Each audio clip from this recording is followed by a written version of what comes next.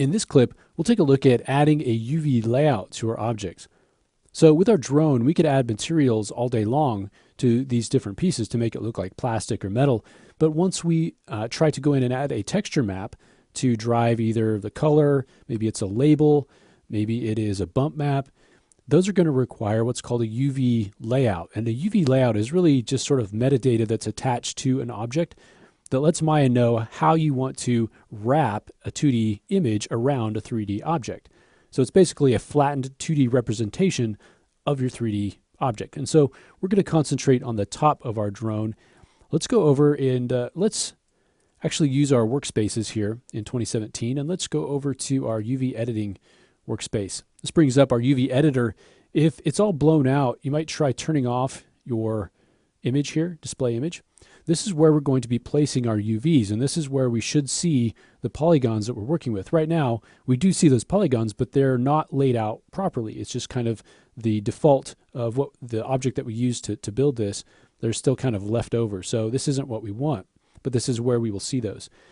So what I want to do is select the very top of this. So I'm going to jump back to our classic layout, and I'm going to go over to either the front or the side, go to a face selection, and I'm just going to drag across and select across this way. Okay. And so I want to select, let's actually just select all the way down that seam. It'll make it a little bit easier. And then let's deselect everything that's above that. So we're basically just working with the top of the drone. That's where we're going to be using our texture map. So that's what we're going to concentrate on.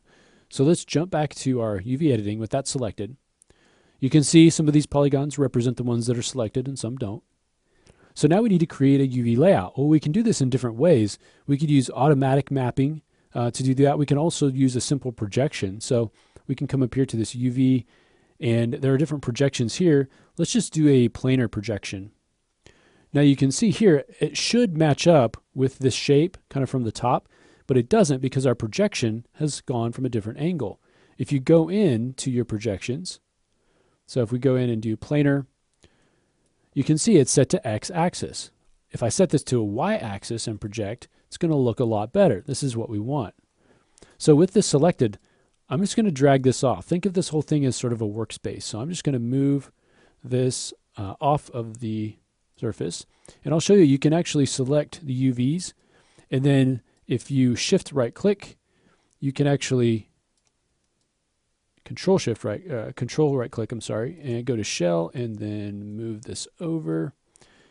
And then because all the polygons are represented here, we know if we select all of these faces here, that's going to represent everything else on the drone, everything that's not included in this. So for this, let's just do an automatic map, and that's going to automatically lay this out. Now you can see here, this represents the bottom. If we were to go in and select these edges right down here, you're going to see the corresponding edges over in these different parts. So all of these things add up to create this, but it's being flattened into this 2D space. Okay. Now if we select this whole thing, what I want to do is just give it a little bit of an unfold because some of these edges are a little bit close. So when I do that, it's going to pop back over. So I just hit this unfold right here. And if I look at this, you can see now it's sort of stretched out. It's given a little bit more space to those. And this ends basically at that seam. So now if we want to include all of this in this square right here, this is the 0 to 1 space. This is our texture space where we want to place these UVs. Think of this as where the texture is going to be.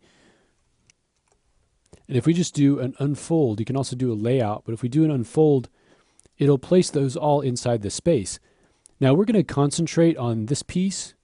And so actually I want to make this one a little bit bigger. So we can actually place these in different spots. So we can kind of rotate these using these little keys over here.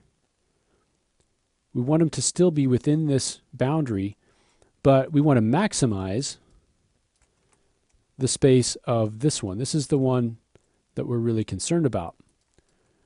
And if we look, we can see this is the front So we want the front facing upwards for our texture map. We're going to be using a texture that we've already created, but you'll be able to modify it to fit your needs. And then you can place these little pieces anywhere where there's a gap. So for instance, here we're kind of wasting space over there, so let's rotate this direction. And now we can fit it in there pretty readily. And then we have these other pieces. We can come in, again, go to shell.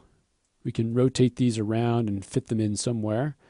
And because we're not adding any texture to these, I can scale them down a little bit, and that's fine. I just want to avoid the overlap. And kind of fit that in there. It can be super close, but just as long as it doesn't overlap. And so that gives us something like this. And we can scale this up.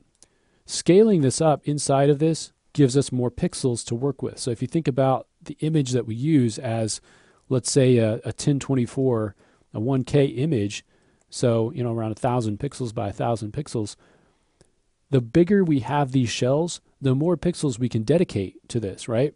So if we have a tiny piece like this, if you're trying to add detail to this, look at the proportion of the number of pixels that you're going to be using for just these little polygons here. It's not going to be a lot. Anything you put on there better not have a lot of detail. Alternatively, if you do need a lot of detail, make sure that you have a lot of pixels dedicated to it. So you scale it up in here. That's why we have this thing right here so big. Okay, let's go ahead and move this. I'm going to move this down a little bit because it'll fit right down there.